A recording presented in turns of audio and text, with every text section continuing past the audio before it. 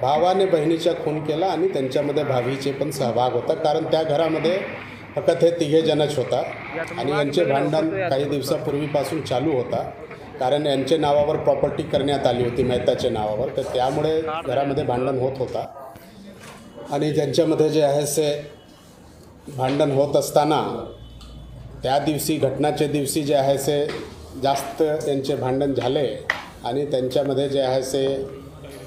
यांचे गळा आवळून जे आहे से आधी हत्या करण्यात आली आणि त्यानंतर जे आहे से त्यांचे बॉडी पार्ट करून ते जे आहे नदीपात्रामध्ये फेकण्यात आले आहे। दिनांक 26/8/2024 रोजी चंदननगर पोलीस स्टेशनचे हद्दीमध्ये एक महिलाचे मृत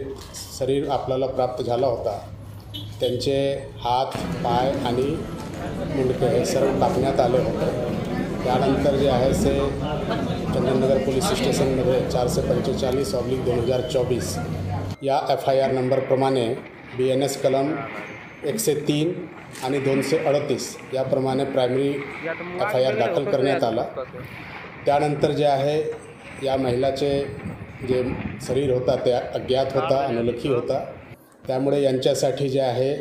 सुरुवातीच्या दिवसापासूनच क्राईम ब्रांचचे 5 टीम आणि पोलीस स्टेशनचे 5 टीम असा 10 टीम यांच्यावर सतत जे आहे काम करत होती। यांच्यामध्ये प्रामुख्याने आपल्याकडून जे मिसिंग किंवा असा भांडण याबद्दलचे गुन्ह्याचे जे आहे से आपल्या हद्दीमध्ये म्हणजे पुणे सिटीच्या हद्दीमध्ये, पुणे ग्रामीणच्या हद्दीमध्ये आणि पिंपरी चिंचवडच्या हद्दीमध्ये, तसंच जे आपल्याकडे सिस्टम्स असतात CCTNS, ICGS हे सर्व सिस्टमवर जे आहे से हे त्यांची ओळख पटवण्यासाठी प्रयास सुरू होता आणि यांच्यामध्येच आपल्याला जे आहे की 30 तारीखला माहिती मिळाली की असा एक महिला जे आहे ज्यांचं नाव सकीना खान आहे, तर ते मिसिंग झालेलं आहे आणि त्यानंतर आपला तपासाला एक डायरेक्ट दिशा मिळाली आणि त्यानंतर जे आहे से त्यांचे भाऊ अशफाक खान आणि त्यांची भाभी यांना जे आहे से हमीदा खान यांना जे आहे से डिटेन केल्यानंतर त्यांच्याशी विचारपूस झाली आणि तपासादरम्यान त्यांनी हे जे खूनचे प्रकार आहे ते प्रॉपर्टीचे वादातून करण्यात आलेली आहे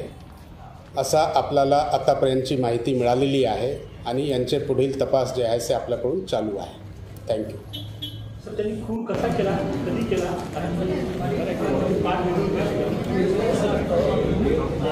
डेथचे सरासरी 48 वर्ष आहे। आरोपी त्यांचा मोठा भाऊ आहे, 51 वर्षाचे आहे आणि त्यांची भाभी जे आहे ते 45 वर्षाचे आहे।